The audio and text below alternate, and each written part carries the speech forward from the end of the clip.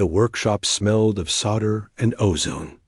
Marcus wiped his hands on his already stained coveralls and examined the device resting on his workbench. It was crude by human standards, a bulky piece of hardware that would make any engineer back on Earth wince.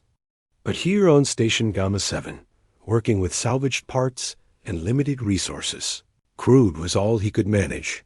The visor hummed softly as he activated it, pale blue light emanating from the sensor array. He had spent the last 3 weeks designing it, another 2 scrounging for components, and the past 72 hours assembling it without sleep. His eyes burned, his back ached, and his coffee had gone cold hours ago. None of it mattered. He thought of Lyra, the young Vulcan girl who worked in the station's hydroponic gardens. He had met her 6 weeks ago, when a cooling system malfunction had required emergency repairs. She had been there among the growing beds, her 4-fingered hands moving with practiced efficiency across the plants, harvesting by touch alone. Her species had evolved on a world shrouded in thick atmospheric haze, their visual organs atrophied over countless generations.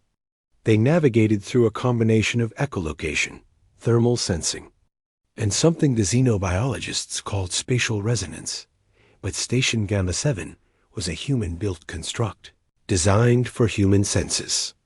The corridors were too wide for effective echolocation, the climate control too uniform for thermal navigation, and the metal walls absorbed the electromagnetic frequencies the Vulcan used for spatial awareness. For Lyra and the handful of other Vulcan on the station, every day was a struggle through a sensory void. Marcus had watched her navigate the gardens, had seen her pause and reach out uncertainly when someone approached, had noticed the slight tilt of her head as she tried to compensate for what her biology could not provide in this alien environment. That night, he had started sketching. The visor was designed to translate visual data into something her brain could process. The sensor array captured light and depth information, then converted it into a 3-dimensional sonic map projected directly into her auditory range. It was not sight, not exactly, but it would give her something approaching spatial awareness in this hostile environment. He had tested it endlessly on simulation models, had run the translation algorithms through every scenario he could imagine. But there was only one way to know if it truly worked. Marcus found her the next morning in the gardens, her slim form moving carefully between the rows of vegetables. She turned as he approached, her head tilting in that characteristic way. "Marcus," she said, her voice carrying the melodic quality common to her people, "your footsteps are heavier today. You are tired." "Haven't slept much," he admitted. "I made something for you." He explained the visor, keeping his description simple and technical. Lyra listened without interrupting, her featureless face turned toward him. The Vulcan had no eyes, just smooth expanses of pale skin where eyes might have been on a human. "You built this for me?" she asked when he finished. "I built it because I could," Marcus said. "Whether you want to use it is up to you." She was silent for a long moment. Then she extended her hand. "Show me." The visor fit awkwardly over her head, designed for a skull structure he had only approximated from medical scans. Marcus held his breath as he activated it, watching for any sign of distress. The device hummed, and Lyra went very still. "I can hear the shapes," she whispered. "The walls, the growing beds, you. I can hear where you are standing, how tall you are, the distance between us." Her voice cracked. "Marcus, I can hear the world." She turned slowly, her head sweeping across the garden, and Marcus saw her shoulders shake. He realized she was crying, moisture seeping from the small glands beneath where her eyes should have been. "I did not know," she said. "I did not know what I was missing." Marcus left her there, adjusting to her new sense, and returned to his workshop. He felt hollow and full at the same time, exhausted but unable to rest. He had solved a problem, had helped someone, and that should have been enough. But he found himself wondering how many other Vulcan were struggling on how many other human stations. How many other species were trapped in sensory prisons of incompatible design. The next 3 days passed in a blur. Lyra wore the visor constantly, her confidence growing as she adapted to the translated input. Other station residents noticed the change, asked questions, and Marcus found himself explaining the device a dozen times over. He made a few adjustments based on Lyra's feedback, improving the resolution and extending the battery life. It was good work, satisfying work, and he allowed himself to feel something approaching pride. On the 4th day, they came for him. Marcus was calibrating a power relay when his workshop door opened without warning.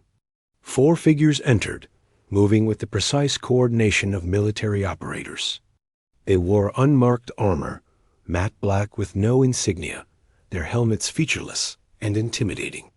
One of them carried a rifle, though it remained pointed at the floor. The others had their hands near their sidearms. "Marcus Reeves?" The lead figure asked, voice distorted by a modulator. "That's me," Marcus said, setting down his tools carefully. "Can I help you?" "You're to come with us. Bring the Visor prototype and all associated design files." Marcus felt his stomach drop. "On whose authority?" "You'll be briefed en route." The soldier's tone left no room for argument. They escorted him through the station, ignoring the stares of other residents. Marcus caught a glimpse of Lyra in the distance, her head turning to track their movement, the visor giving her what her biology could not. One of the soldiers noticed her and spoke quietly into a unit. Marcus felt a flash of anger. "She has nothing to do with this," he said. "We know exactly what she has to do with this," the lead soldier replied. "Keep moving." They took him to a shuttle docked at the military berth, a sleek vessel that screamed official secrets and plausible deniability. Marcus was secured in a passenger seat, his hands left free, but the implicit threat clear. The soldiers remained silent as the shuttle detached and accelerated away from the station. After an hour, they docked with a larger ship, something unmarked and predatory lurking in the shadow of an asteroid. Marcus was led through corridors that smelled of recycled air and purpose until they reached the conference room. Waiting inside was a woman in an admiral's uniform, her silver hair pulled back severely, her eyes sharp and calculating. "Mr. Reeves," she said, gesturing to a chair. "Please sit." Marcus sat, wary and confused. The soldiers took positions by the door. "I'm Admiral Hayes," the woman continued. "I apologize for the dramatic extraction, but time is a factor." She activated a holographic display, and Marcus saw his visor design rotating in the air between them. "This is remarkable work. Elegant, efficient, and apparently functional. How long did it take you to develop it?" 5 weeks, roughly, Marcus said. "Why does that matter?" "Because for the past 3 years, the Interspecies Technology Commission has been trying to solve the same problem. They have a budget of 800 million credits, a team of 60 specialists, and access to cutting-edge fabrication facilities. They have produced exactly nothing of value." Hayes smiled thinly.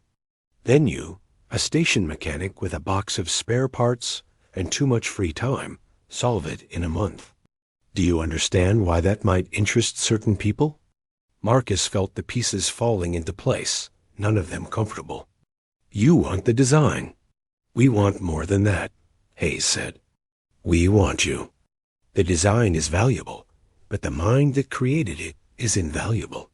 You see problems differently than our specialists do. You think like a human who has actually lived alongside other species, not like an academic who studies them from a distance. That perspective is rare and desperately needed." "For what purpose?" Marcus asked, though he suspected he knew the answer. "Integration," Hayes said simply. "Humanity has expanded into the galaxy at an astonishing rate, but we build everything for ourselves. Our stations, our ships, our cities, all designed around human requirements. The other species adapt or struggle, and we tell ourselves that's their problem to solve. But the cracks are showing. Resentment is building. There have been incidents, protests, 3 attempted secessions in the outer colonies. We need to do better, and we need people who understand how. She leaned forward, her expression intense. Your Visor is just the beginning. There are hundreds of similar problems waiting to be solved. Atmospheric processors that poison Kelthian respiratory systems. Artificial gravity that causes chronic pain in Drevian skeletal structures. Communication systems incompatible with Threk's linguistic ranges. Every single one of these problems creates friction, creates suffering, and creates potential for conflict. You could help fix that. Marcus sat back, processing. It made sense in a cold, pragmatic way. Humanity had rushed into the stars with all its characteristic energy and ambition, planting flags and building infrastructure without considering who else might need to use it. He thought of Lyra again, struggling in a garden designed without any thought for her needs, and felt anger rise in his chest. "And if I refuse?" he asked. "Then we thank you for your time, pay you handsomely for the Visor design, and return you to Station Gamma 7, Hayes said. "This is an offer, Mr. Reeves, not a conscription, though I hope you'll seriously consider it." Marcus looked at the rotating hologram of his Visor, thinking of all the